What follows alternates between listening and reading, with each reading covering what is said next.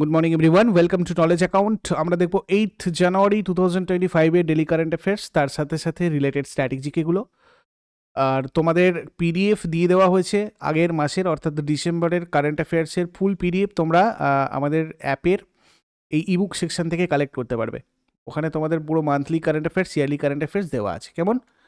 আচ্ছা, আর আজকে তোমাদের যে ক্লাসগুলো হবে সেটা হচ্ছে প্রত্যেকটা ক্লাসই হবে যেরকম ক্লাস হয়, শুধুমাত্র ইংরাজি ক্লাসটা তোমাদের এই উইকটা অফ থাকছে। ইংরাজি কেস স্টাডিতে যেটা হচ্ছিল ওটা আবার তোমার নেক্সট আবার মানডেতে হবে। বাদ বাকি আজকে স্ট্র্যাটেজিকে বাউন্স 10:30 যেরকম হয় এসএসসি জিডি কেস স্টাডিতে, আর আরআরবি এনটিপিসি তোমাদের, এটা আরআরবি এনটিপিসি না, এখন গ্রুপ ডি তোমাদের ক্লাস চলছে, তো এটা যেরকম হয় সেরকম তোমাদের হবে। কেমন? চলো, প্রথম প্রশ্ন আমরা দেখে নেব। ভারতের প্রথম জৈব মৎস্য ক্লাস্টার কোন রাজ্যে চালু হয়েছিল? প্রথম জৈব মৎস্য ক্লাস্টার এটা সিকিমে চালু হয়েছে। কেমন?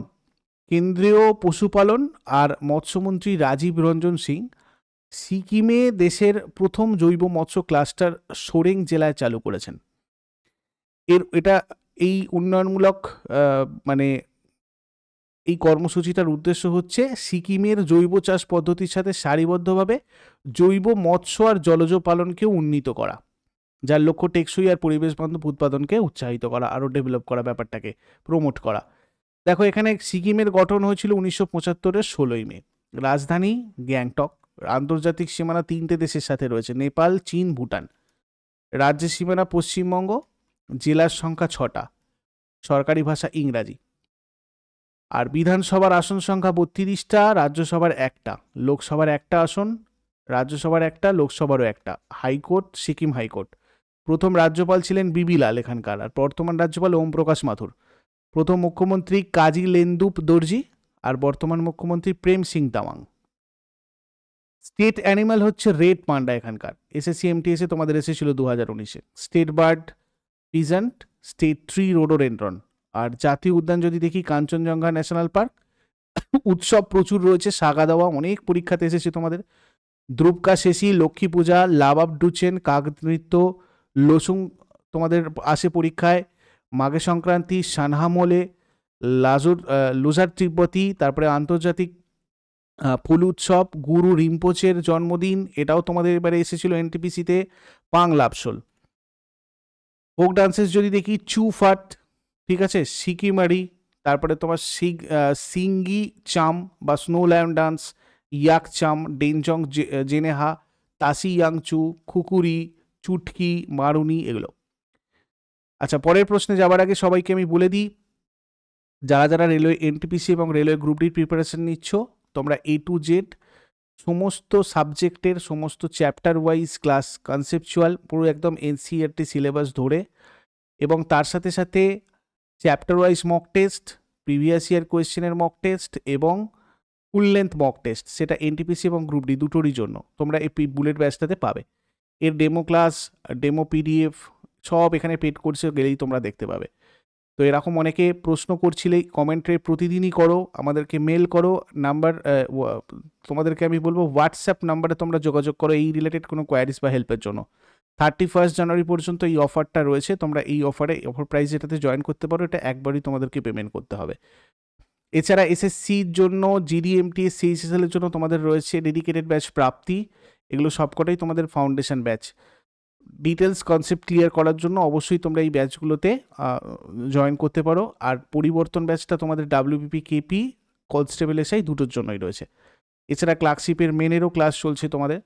আরও অনেক কোর্স তোমাদের রয়েছে এখানে, ইউজফুল, তোমরা এখানে গেলেই দেখতে পাবে। আর যদি কোথাও এই রিলেটেড হেল্প বা কোয়ারিজ থাকে, এই নাম্বারে তোমরা হোয়াটসঅ্যাপ অথবা কল করে যোগাযোগ করে নেবে। কেমন?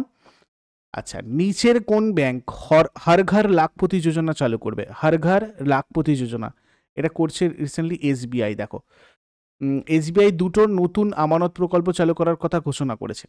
প্রথম স্কিমের নাম হচ্ছে হর ঘর লাখপতি, দ্বিতীয় স্কিমের নাম এসবিআই প্যাট্রনস।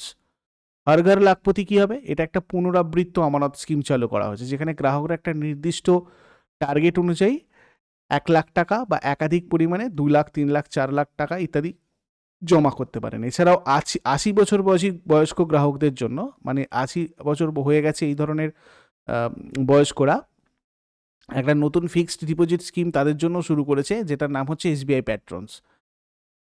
হর ঘর লাখপতি যোজনার মেয়াদ হবে 3 বছর, এতে শুধুমাত্র স্বাভাবিক সুদের হার দেওয়া হবে।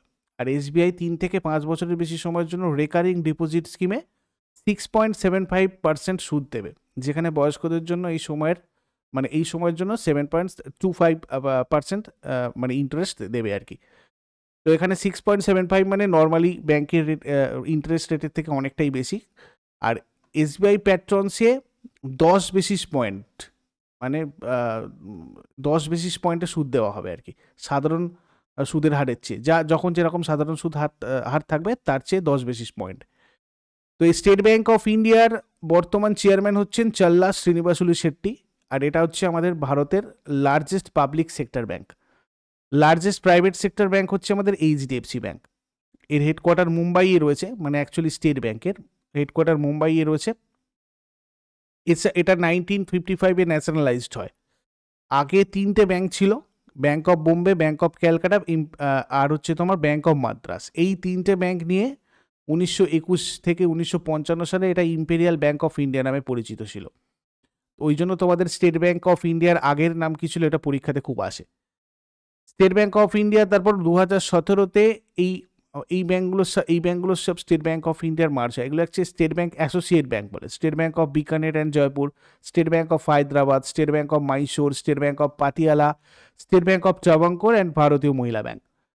তারপরে চলে আসবো পিএম যশস্বী স্কিম এর অধীনে ওবিসি, ইবিসি এবং ডিএনটি ছাত্রছাত্রীদের জন্য পাঞ্জাবে কোন স্কলারশিপ পোর্টাল খোলা হয়েছে? পিএম যশস্বী, এটা তোমার ডক্টর আম্বেদকর স্কলারশিপ পোর্টাল নামের একটা পোর্টাল খোলা হয়েছে, ঠিক আছে? তো ডক্টর আম্বেদকর স্কলারশিপ পোর্টালটা হচ্ছে পিএম যশস্বী স্কিমের অধীনে একটা স্কলারশিপ এর জন্য। তোমাদের এরকমভাবে এখান থেকে প্রশ্ন আসতে পারে যে ডক্টর আম্বেদকর পোর্টাল এটা কি রিলেটেড পোর্টাল, ঠিক আছে?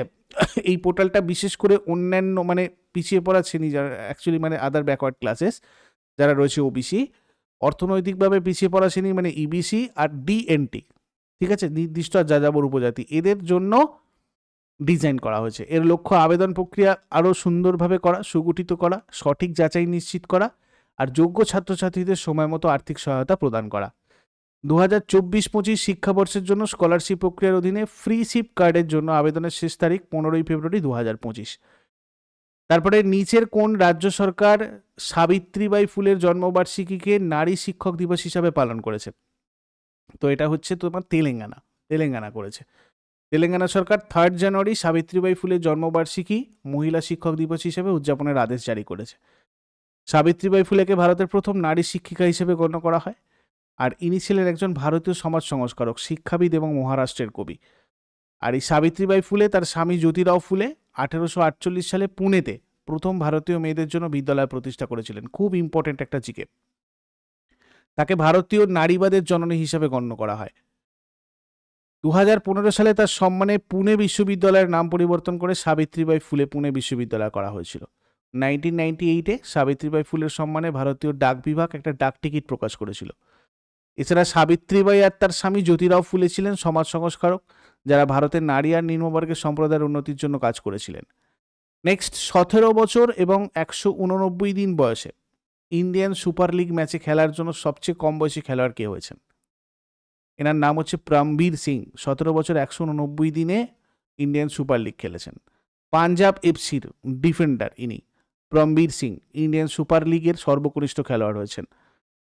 ইন্ডিয়ান সুপার লিগ একটা ইন্ডিয়ান প্রফেশনাল ফুটবল টুর্নামেন্ট। এটা সর্বভারতীয় ফুটবল ফেডারেশন আর ফুটবল স্পোর্টস ডেভেলপমেন্ট লিমিটেড কর্তৃক যৌথভাবে পরিচালিত হয়। 2023-24 সেশনে চ্যাম্পিয়ন হয়েছিল Mumbai city FC. Mohun Bagan super giant runner up হয়েছিল। এইটা তোমরা মনে রাখবে রিসেন্টটা। আর 2014-তে এটিকে আর কেরালা ব্লাস্টার্স তখন রানার্স আপ হয়েছিল, এগুলো একটু মনে রাখবে। 2022-23-এরটা তার আগের বছরেরটা একটু মনে রাখতে পারো। এটিকে মোহনবাগান চ্যাম্পিয়ন ছিল, বেঙ্গালুরু এফসি রানার্স আপ ছিল। Police research and development bureau এর মহাপরিচালক হিসাবে কে নিযুক্ত হয়েছেন? পুলিশ রিসার্চ অ্যান্ড ডেভেলপমেন্ট ব্যুরোর মহাপরিচালক হচ্ছেন নীরু গর্গ। কেন্দ্রীয় সরকার 2024-25 সালের জন্য উত্তরাখণ্ড ক্যাডার থেকে 8 জন আইপিএস অফিসারকে গুরুত্বপূর্ণ পদে নিয়োগ করেছে। তাদের মধ্যে আইপিএস নীরু গর্গকে bureau of police research and ডেভেলপমেন্টের মহাপরিচালক হিসেবে নিযুক্ত করা হয়েছে। Police research and development bureau ভারতের স্বরাষ্ট্র মন্ত্রণালয়ের অধীনের একটা সংস্থা। বারিন্দারজিৎ সিংকে ইন্দো তিব্বত সীমান্ত পুলিশে নিযুক্ত করা হয়েছে।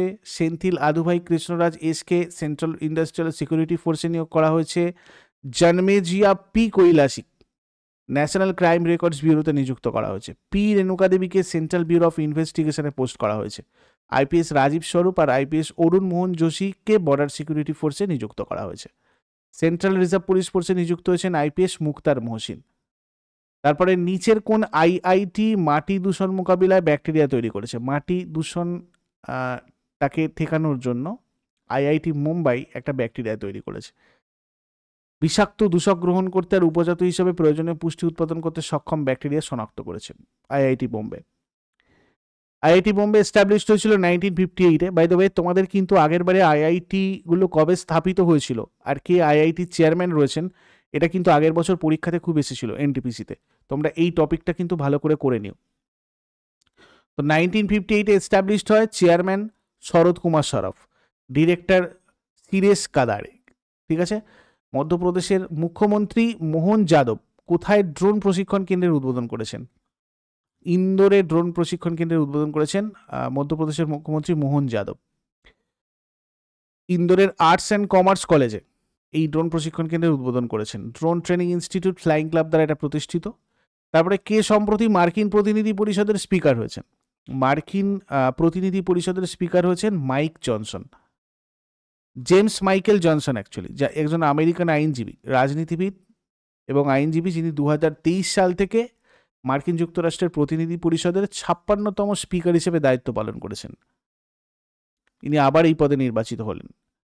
ইউনাইটেড স্টেটসের capital Washington DC, speaker Mike Johnson, Republican party, আর attorney general Merrick Garland. Continent হচ্ছে নর্থ আমেরিকা, অর্থাৎ নর্থ আমেরিকার এটা আমাদের দেশ, কান্ট্রি। ন্যাশনাল ল্যাঙ্গুয়েজ হচ্ছে ইংলিশ। মার্কিন যুক্তরাষ্ট্রের 47তম রাষ্ট্রপতি হিসেবে কে নিযুক্ত হয়েছেন? Donald Trump. ডোনাল্ড ট্রাম্প একজন আমেরিকান রাজনীতিবিদ, ব্যবসায়ী এবং মার্কিন যুক্তরাষ্ট্রের নির্বাচিত রাষ্ট্রপতি। 2017 থেকে 21 পর্যন্ত ছিলেন 45তম রাষ্ট্রপতি হিসাবে। তারপর মানে রিপাবলিকান পার্টি থেকে প্রার্থী হয়েছিলেন এবং 132 বছরের ইতিহাসে এই প্রথম কোনো নেতা মানে দ্বিতীয়বারের জন্য, ঠিক আছে, দ্বিতীয়বারের জন্য রাষ্ট্রপতি নির্বাচিত হয়েছেন। আর আরেকটা জিনিস, সেটা হচ্ছে এই প্রথম এরকম কোনো রাষ্ট্রপতি যাকে ইমপিচ করা সত্ত্বেও তিনি আবার রাষ্ট্রপতি হয়েছেন আর কি। নেক্সট, ভুবনেশ্বরে আদিবাসী মেলা চলাকালীন উড়িষ্যার মুখ্যমন্ত্রী মোহনচরণ মাঝি কোন প্রকল্প চালু করেছিলেন? শহীদ মাধব সিং হাত খরচা স্কিম, এটা চালু করেছেন ভুবনেশ্বরের আদিবাসী মেলা চলাকালীন উড়িষ্যার মুখ্যমন্ত্রী আমাদের মোহনচরণ মাঝি। 11 দিনের একটা আদিবাসী মেলা হচ্ছিল ওখানে, সেটার উদ্বোধন করেছেন এবং শহীদ মাধব সিং হাত খরচা প্রকল্প চালু করেছেন। তো এটাতে কি হবে? 2 লক্ষ উপজাতি ছাত্রদের এককালীন 5,000 টাকা বার্ষিক সহায়তা দেওয়া হবে আর কি। শহীদ মাধব সিং হাত খরচা প্রকল্প, এটা কি রিলেটেড সেটা তাহলে তোমাদের কিন্তু এক্সামে আসতে পারে, এবং এটার জন্য উনি 156 কোটি টাকা বরাদ্দ করেছেন। শহীদ মাধব সিং হাত খরচা স্কিম তাহলে উপজাতীয় শিক্ষার্থীদের কল্যাণের জন্য আর্থিক সহায়তার একটা স্কিম। উড়িষ্যায় 2 লক্ষ উপজাতি ছাত্ররা এটাতে উপকৃত হবে। উড়িষ্যার গঠন হয়েছিল 1936-এর 1 এপ্রিল। রাজধানী ভুবনেশ্বর। আন্তর্জাতিক সীমানা নেই। আর রাজ্যের সীমানা 4টে রাজ্যের সাথে রয়েছে, ছত্তিশগড়, অন্ধ্রপ্রদেশ, ঝাড়খণ্ড আর ওয়েস্ট বেঙ্গল। টোটাল 30টা জেলা, সরকারি ভাষা উড়িয়া। বিধানসভার 147টা আসন, রাজ্যসভার 10টা আসন, লোকসভার 21টা আসন। High court Orissa high court. প্রথম রাজ্যপাল কৈলাসনাথ কাটজু, বর্তমান রাজ্যপাল হরিবাবু কাম্বাম্পতি। প্রথম মুখ্যমন্ত্রী হরেকৃষ্ণ মেহতাব, আর বর্তমান মুখ্যমন্ত্রী Mohan Charan Majhi. State animal sambar deer, state bird Indian roller, আর স্টেট ট্রি হচ্ছে ব্যানিয়ান। ঠিক আছে। উড়িষ্যার ন্যাশনাল পার্ক ভিতরকণিকা আছে, শিমলিপাল আছে। উৎসব রথযাত্রা, রাজা পর্ব, নৌকাহাই, কোণার্ক, আন্তর্জাতিক বালি শিল্প। ঠিক আছে। ফোক ডান্সেস কী কী আছে? ওড়িশি, যেটা আমাদের একটা প্রথমত ক্লাসিক্যাল ডান্স অবশ্যই, এটা বাদ বাকি সাওয়ারি, ঝুমারা, পাইনকা, মুনারি ছৌ এগুলো রয়েছে।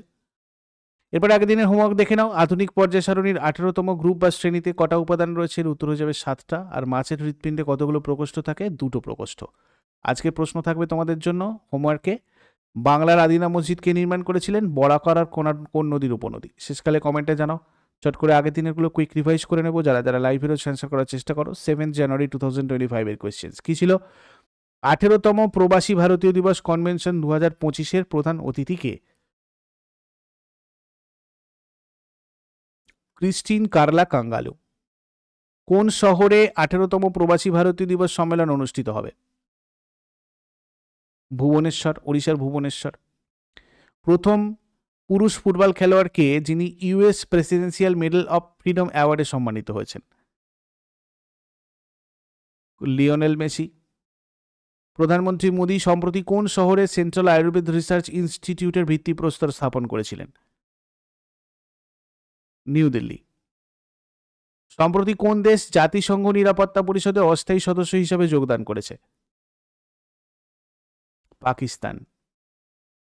67তম জাতীয় শুটিং চ্যাম্পিয়নশিপ 2024-এ পুরুষদের 10 মিটার এয়ার পিস্তল ফাইনালে কে জিতেছে?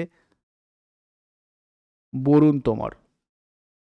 সম্প্রতি কোন শহরকে বিশ্বের সবচেয়ে দূষিত শহর হিসাবে ঘোষণা করা হয়েছে? হ্যানয়। নিম্নলিখিত রাজ্য সরকারগুলির মধ্যে কোনটি ছাত্রদের মধ্যে বই পড়ার সংস্কৃতিকে উন্নীত করার জন্য একটি রাজ্যব্যাপী প্রচার শুরু করেছে? মহারাষ্ট্র। 2023 সালে বস্ত্র ও পোশাক রপ্তানিতে বিশ্বে ভারতের অবস্থান কত? 6th। সম্প্রতি কে উত্তরপ্রদেশ অধস্তন পরিষেবা নির্বাচন কমিশনের চেয়ারম্যান হিসেবে নিযুক্ত হয়েছেন? ডাক্তার সত্যনারায়ণ সাবত। সম্প্রতি তেনজিং ইয়ংকি নিম্নলিখিত কোন রাজ্যের প্রথম মহিলা আইপিএস অফিসার হয়েছেন? অরুণাচল প্রদেশ। এগুলো ছিল তোমাদের আগের দিনের প্রশ্ন। ইউজফুল বলে মনে হলে লাইক করো, শেয়ার করো বন্ধুদের সাথে, আর কমেন্ট করে ফিডব্যাক জানাও অবশ্যই। আর প্রতিদিন সকাল 6টার সময় ডেলি কারেন্ট অ্যাফেয়ার্সের আপডেটের জন্য নলেজ অ্যাকাউন্টকে সাবস্ক্রাইব করে বেল আইকন প্রেস করে অলে ক্লিক করে নাও। Thank you so much, take care, have a great day.